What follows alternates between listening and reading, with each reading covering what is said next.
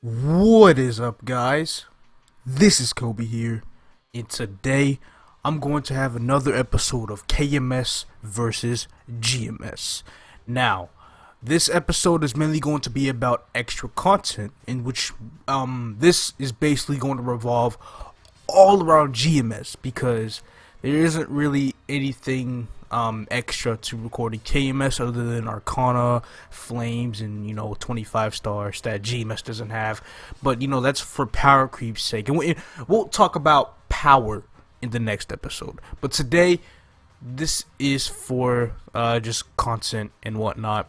And what I'm gonna show you guys is all the content that GMS has that KMS does not have. I took a little count here. This includes places, stats you can get on gear, extra gear stats, pay to win content, and there's quite a bit. In fact, there's probably more than you think. I went over it and I'm just like, holy shit, that is a lot of content that GMS has that KMS doesn't have. But anyway, let's go ahead and get started. Here we are, Crimson Heart Castle. KMS has Crimson Heart Castle, right? But what KMS does not have is this portal right here. This portal leads you to Tynerum. Tynerum is the place where Gollux stands. So GMS is Gollux while KMS does not, which results in GMS having the best in-game, some of the rings, pendants, earrings, not belt because Tyrant belt is in game and stuff like that. So that's just one thing to think about for GMS players and how they have Gollux and KMS really does. We just don't have this whole Tynerum area in general, and because of that, we also do not have Commerci Republic. KMS does not have Commerci Republic because this is also a place that's in Tynerum, and yeah, I just did start the quest on it, but whatever. It is also a place that is in Tynerum in which KMS does not have. And from here you can get stuff like the Sweetwater gear and doing Union or going solo for the voyages, I believe that's what they're called, just for some extra money. So this is some of the dailies that most of the players do to get some extra money coming through in the pocket, just to get a little bit stronger. And I wish KMS had this, to be honest. It'd just be another way to make some money and whatnot. But yeah, we got the whole map right here, Sengoku Commerci. These maps don't really matter very much. They're just random mob maps. And yeah, over here you can start, Commerci Union, go solo voyages, whatnot, and get some really good stuff. Next on the list, we have Masteria. That includes New Leaf City, the Alien Base, and Crimsonwood Keep. So over here you can basically also do, that also includes Masteria through time. I've actually never touched that quest line or fake blockbuster, whatever the hell that is, but you can get a really nice medal from Masteria through time. I think it is the best permanent obtainable medal that's not an event. You can get better medals through events, but for now, Masteria through time gives you a medal that's around 15 all stats and 8 weapon and magic attack. That's ridiculous. It's insane. But yeah, that's basically NLC for now. So we also have like the potion shop and all the what the hell? It's over here. All the extra things you can buy here and whatnot. You don't really have these elixirs over here in KMS. But yeah, moving on. Next up we have the Afterlands. Now, I do not know much about this at all, but apparently this is permanent. I don't think it was an event or anything. I mean, it's still here and whatnot. I'm sorry, I just got distracted by that shit. But yeah, from the Afterlands you can get some permanent but not very strong totems, in which I do talk about totems a little bit more later on in the video. But I feel like that's really the main point of this. But from what I'm hearing, the Afterlands is like bugged or something or whatnot, or something like that. It's pretty strange. I don't even know. Remember when this used to be Reboot's favorite place to come to, favorite place to just go over to Northern Heights and get you some money? Unfortunately, it got nerfed and everybody went over to somewhere else. A boss. Maybe I can get a ring. Anyway, this is Blackgate City. We got some really funky, ugly looking monsters here at Blackgate City. I guess this place is good for its rings, which could be used for either stat or job gear. I don't even know what preference. I don't think you equip them as in-game for normal servers, but in Reboot you probably do. I don't really know the in-game equipment for Reboot because I don't play Reboot. But yeah, here's Northern Heights right here. Nobody here, no nothing. I'm just gonna start some mesa farming, man. 729 nah, that's not good at all. Let's be real here. Can somebody tell me if anybody even does this piece of content? Anyway, this is Alishan. I believe there's like a pretty sorta strong boss here.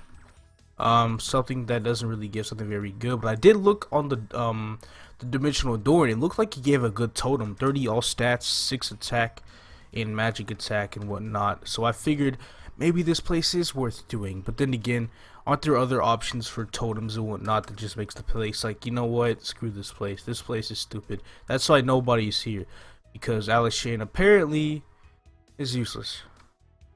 Now let me ask you guys a question. Was this ever in any sort of patch notes or anything? And when it did come out, if it wasn't any sort of, you know, patch notes, did it say it was there as an event or a permanent area? Because I have no idea what this place is. This is the Far East, by the way. This consists of Yew Garden, Mount Sung Hamlet, and Mahavira Hall. Pretty interesting place, and the music here is really good too. It reminds me of a game I used to play called Ghost Online / Soul Saver Online. If you guys know what that is, it kind of gives me that kind of vibe because the music here is pretty cool, man. It's jam. I don't even know, but I just want to know, is this some sort of like event or anything that you guys had and whatnot, or? No, not event. I'm fucking confused now. I forgot what I was gonna say. But I know that this place was good for getting temporary totems with far better stats than the Afterlands totems. You can farm them, but it does take a few hours per month. These totems give, I think, about 10 attack and 20 all stats per totem, as well as like a 10 attack set effect. So, you know, estimated stats. I don't really know them by head, something like that. But yeah, it's a pretty interesting place. I love the music here. It's something that really caught my eye because I never even knew that this place came to GMS in the first place. Okay, basically the question that I was gonna ask is like, when did the Far East come out and whatnot, you know, stuff like that. Anyway, next content is Princess No. Unfortunately, I cannot go because I can't find the fucking quest for it. But this place gives you, I don't even know if this place is worth it or not. Like, I heard there's like some pre-quest for Princess No. I don't really know how to start it. You probably can look it up if you want to, because I sure as hell have no idea how this works out. But yeah, Princess No was also a thing that KMS does not have, and I don't even know what the fuck it is to begin with. I thought that was an event as well. Shoot. And here's a very disgusting Aqua rotary skin called Twisted Aqua Road. I remember this coming out a long time ago, and apparently it's for level 200 plus players. Alright. And first of all, you can't even swim. What's the point of that? Ugly reskins, level 205 mobs giving 15,000 EXP. This place is retarded. Who comes here? Who comes here at all? And next we have Zipangu. Very peaceful Japanese like place, right? There's also a lot more areas over here in Zipangu. We got Showa Town, we got, hey, Neo Tokyo, is it? Oh, we got Ninja Castle, we got, you know, the Sengoku starting place and whatnot. I'm gonna cover that a little later. Anyway, we also got, you know, the fam over here that'll take it to Ninja Castle as well. I'm pretty sure I know how to get the Showa Town and whatnot, and you know, random stuff like that. But yeah, this is Ninja Castle. It's been forever since I've been here. I just want to take a look around. I believe there was like a Ninja Castle theme dungeon for level 70 to 80 players that was in KMS as well, but I think that got removed because I didn't see it you know, during recent times. And that Ninja Castle dungeon was the closest thing we had to this place, and it was, you know, it was pretty nice. But this stupid maze. Oh, the music is lit though. But yeah, this stupid maze had me angry. I always have to look up a YouTube video, no matter what. And I think I've done this like at least 5-10 times even. But yeah, I think what people come here for are the fighting the boss. They go through the entire maze, go through the jump quest, the annoying jump quest, and then, you know, they fight the boss in hopes to get cubes, something like that. It's like another boss that drops cubes to fund them a little bit more, but this isn't something that everybody can just go and do. Maybe it is, no idea. Next up, we have the Singapore and the Malaysia area, you know, the Southeast Asian places. This consists of Singapore, CBD, UAU City. Whoa, wait, no, this is the same place. What the fuck? I mean, Boat Quay Town, right? Ghost Ship, which is the new meta for the reboot players to farm in. I'm not really sure what maps, but they ditched Northern Heights for Ghost Ship, and you know, something like that. And there's also UAU City, home of Crexel. I think Crexel drops cubes as well, so there are people that run Crexel daily. And the XP there isn't too bad either. There's also Malaysia. Let me go ahead and find the NPC real quick. It should be there. We'll go to Kampong Village. Malaysia consists of places like whatever this is right here, Trenzom Metropolis, Kampong Village, and the actual fantasy theme park. Not that stupid off-brand mini dungeon that KMS has, but the real deal. Fantasy, it's like KMS is making theme dungeons off of, you know, other servers' content, just making like a nerfed, more dumbed down version and whatnot. It's kind of weird. But yeah, anyway, moving on.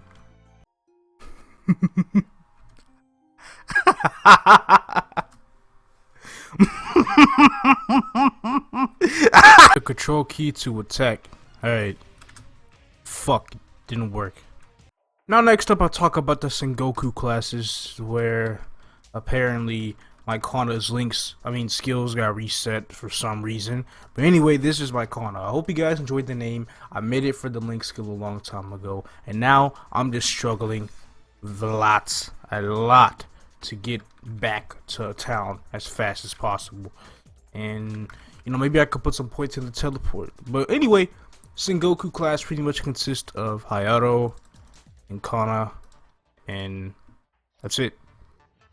They start at a place named Momojigaoka or some shit like that. I'm about to go to town right now and show you guys what that is. Although most of you guys already know, but it's in the door. Hopefully, it is Momojigaoka.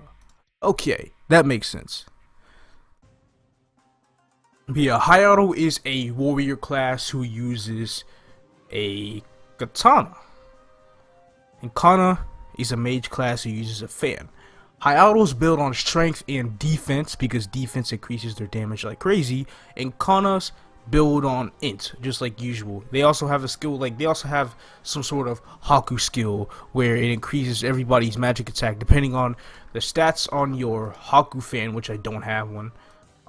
And I think your original fan. I don't know, I'm no Kana man, I don't know anything about this class.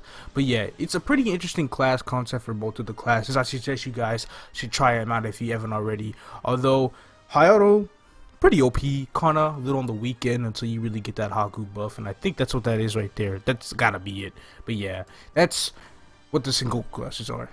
And here we have a class whose playstyle really belongs in 2009, Beast Tamer. And I think they reset my skills on here too. That's a bummer.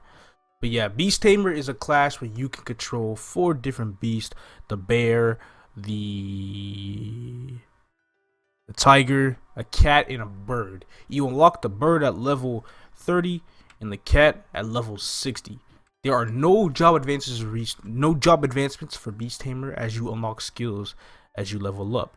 So this is, you know, 116, 150, 114, 180, and 118, my bad, and 120. So from the looks of it, I don't see any. Well, I mean, of course hypers will be unlocked eventually. I don't even know what their hypers are, but yeah, this is actually worse than Jett. Can you believe it? But I don't laugh at Beast Tamer like I laugh at Jett, because Jett is just Retarded. Now I'm gonna stay in my AB to talk about the rest of this. I'm just gonna stay in Malaysia right here, and I'm going to talk about some other, there are no more maps to explore. I basically covered all the maps, all the classes, and whatnot. But what I am going to cover are, I don't even know what you call it. I guess extra equipment, summons, stuff like that, whatnot. Scrolls. I don't know scrolls. I don't even know. Anyway. Familiars. Let's go ahead and start off there. GMS has familiars while KMS does not. We don't even have the codex in general, but I do have one familiar. It is the big spider. So we don't have no big spider. No Nodestone, man. We don't have no big spider. We don't have blue snail. We don't have wolf underling. None of that. None of that at all. Next thing, like I said before, Crusader Codex. So we can't do no Dragon Rider, get the Leafy Codex and whatnot, get that 30% IED, some of that good stuff. So this tab right here just doesn't even exist. Next up, Totems. This whole totem tab is non-existent as well. We don't have, well, this is like a trading totem that a friend gave me. So we can't get Afterlands totems or garden totems, no frenzy totem, none of that, no nothing. Next thing are Nebulites. I should have one on my weapon, which is unfortunately damage percent, and a glove, which is decent sharp eyes. So that's a very useful Nebulite. So Nebulites are pretty interesting concept. Unfortunately, they only go to A, while S is in the files because private servers have them. Some private servers do, but they just haven't been released in GMS in general, which I'm not really sure why. Like, why would you put SNEBs in the files and not even release them in the game? It doesn't make any sense to me. And yeah, that's it for as far as all that content goes. I also forgot to mention that you can get the Ghost Ship Exorcist badge from Singapore, which is number 11 on my list. It is a permanent badge which you can use a potential scroll on, as well as Star Forcing it, but spell traces do not work on it. Keep that in mind. Next, I'm going to talk about some pay to win content. Everybody loves you some pay to win content, and I'm not going to be talking about the Jett link skill. That's stupid. Anyway, I can't get in the cash up and show you guys because they are gone right now, but the first thing I want to talk about is Marvel Machine. We all know and love Marvel. Marvel is that thing that you do on the website that costs 4.9k NX each spin, and for the most part, it's a huge scam. It's a huge scam. From some people it evens out, some people get better rewards from it and whatnot, but I highly suggest you don't even do Marvel because you're probably gonna get screwed over. You could always test your luck though. Just something like that. Next thing, we got the Philo Books. Philo Books come back just about as often as Marvel do. In fact, there was one just earlier this month. One Philo book session. They are basically cheaper Marvels. Instead of getting instead of getting 3 prizes, you get 2, and I think they cost around 2.6k NX each. And they also give some crazy items like a Frenzy Totem, a Breath of Divinity Ring. That is, that they have that TMS content, right? Because TMS is the most fucked up MapleStory server of all kind that isn't a private server. It is the most fucked up official server. It's got crazy stupid armor like an overall with over 200 attack. Crazy stupid rings. It's got just crazy stuff. And sometimes GMS like to take some of that TMS stuff over to the server here, and that's why I usually call GMS TMS Junior, because they have half of the things, probably not even half, but something like that, half of the things that TMS has. So it's kind of funny. But yeah, you get Breath of Divinity Rings, Frenzy Totems, other hunting totems that are tradable, completely tradable and whatnot. So that's pretty nice concept. Number 3, Double Miracle Time. Now, I know you can come up with the argument that KMS has had Double Miracle Time before, but we've only had it once and we never had it again. All those things about Double Miracle Time only happens once every 5 years, KMS once every 2 years, 1 year. No, we just had it once and it never happened again. And when did we have it? I don't even remember. It had to be after the Legend update, because the Double Miracle Time icon shows the Super Miracle Cube. They never really updated it to red or black for GMS, so it was after Legend but before red, around the time around that era. Not really sure when it was, the exact date, but it was somewhere around there. And yeah, that is it for as far as this video goes. I hope you guys learned a thing or two about what KMS does not have. Although KMS does have flames and, you know, the 25 star limit, while GMS doesn't, and which is why I want to take time for the next episode to talk about power creep. How strong can both servers get? GMS versus KMS in terms of power. That would be an interesting one, because GMS is, like I said in this video, GMS has a lot of good things that KMS doesn't, like Gollux, Sweetwater, 4-tier potential, Totems, Codex, Nebulites, all that good stuff. But yeah, I might have missed a few things. GMS has a lot of content, like really. This game has so much content, it's ridiculous. But I'm gonna go ahead and finish it off here. That is it for today's video. If you enjoyed it, please leave a like, subscribe if you haven't, that is if you want to, and I'll be bringing back some more great content to you guys later. Peace out, everybody.